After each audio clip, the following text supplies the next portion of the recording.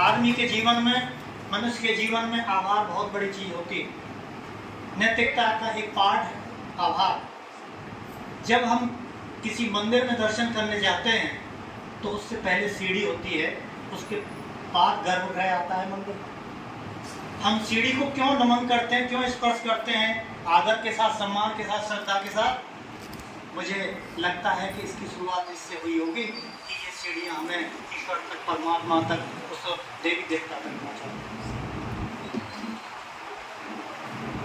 और कहा भी है किसी ने कि गुरु गोविंद दो खड़े, काके लागू पाए, बलिहारी गुरु आपने गोविंद के बताया। तो आपने मुझे परमात्मा का साक्षात्कार कराया है, आपका मैं आभार व्यक्त करता हूँ, शत शत नमन करता हूँ, साधुवाद देता हूँ, धन्यवाद देता हूँ। जो प्रजापिता ब्रह्मा कुमारी ईश्वरी विश्वविद्यालय है, ये अलौकिक विश्वविद्यालय है।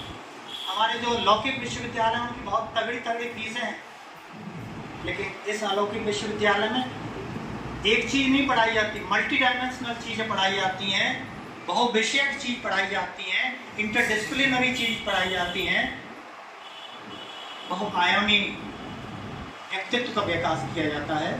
यहाँ 3 डायमेंशनल विकास ही नहीं होता है, आत्मिक, शारीरिक और मानसिक विकास नहीं होता है, बहुमुखी विकास होता है।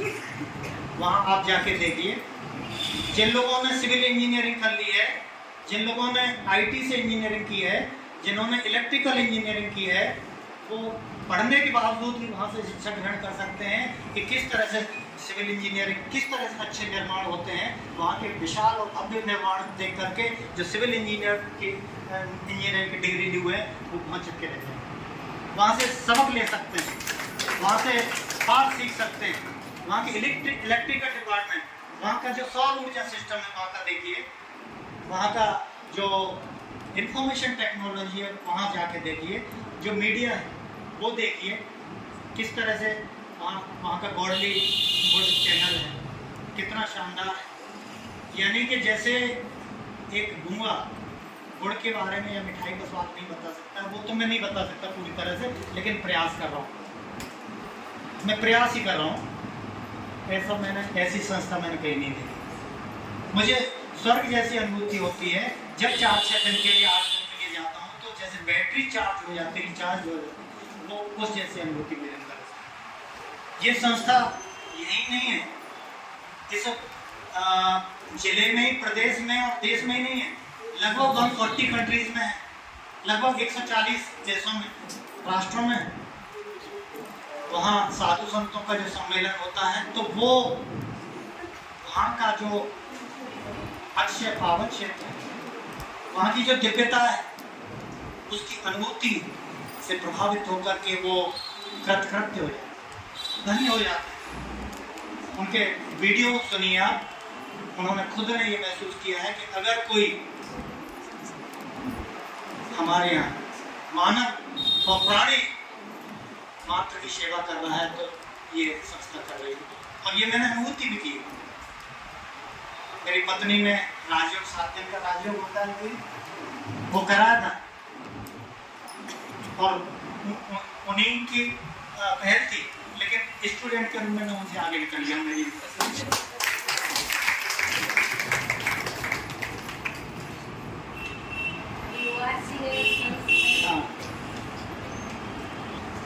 माउंट आबू रोड और गुड़गांव में जो ORC Om Shanti retreat centre, तीनों का जो भव्यता है वो देखते ही बनती है।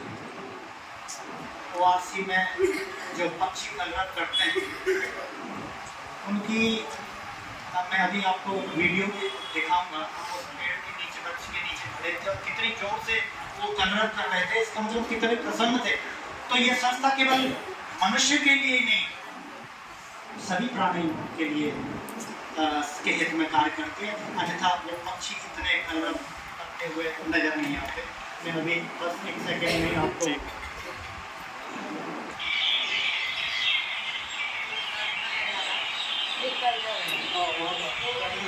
मैंने अपने पहले वाले थे उनको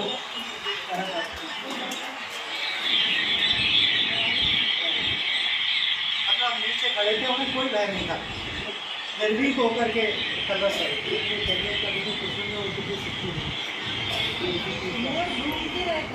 काफ़ी देर तक बोर्ड नीचे खेलते रहते हैं। और माउंट आबू की जो क्लाइमेट है बहुत ही सुंदर है। वहाँ पर व्यक्ति, कोई भी मनुष्य अच्छी तरह से आराधना कर सकता है, अच्छी तरह से साधना कर सकता है, आध्यात्म से जुड़ सकता है। इसीलिए बाबा ने उस स्थान को चुना होगा। एक और बस 1-2 मिनट में अपनी बात खत्म करूँगा। एक इंग्लिश डिपार्टमेंट में doctor DK Singh ji Agra college में मेरे साथ रहे थे। अब आगरा कॉलेज में आ गए तो वो युगल सहित मेरे घर आए थे। तो उनकी युगल ने कहा कि मैंने अपने उनको युगल को बताया कि ये जब मेरे बारे में बताया कि ये सुना है कि ओम शांति खुद से जुड़े हुए हैं, तो निश्चित रूप से विश्वास था। तो ये ब्रांड है।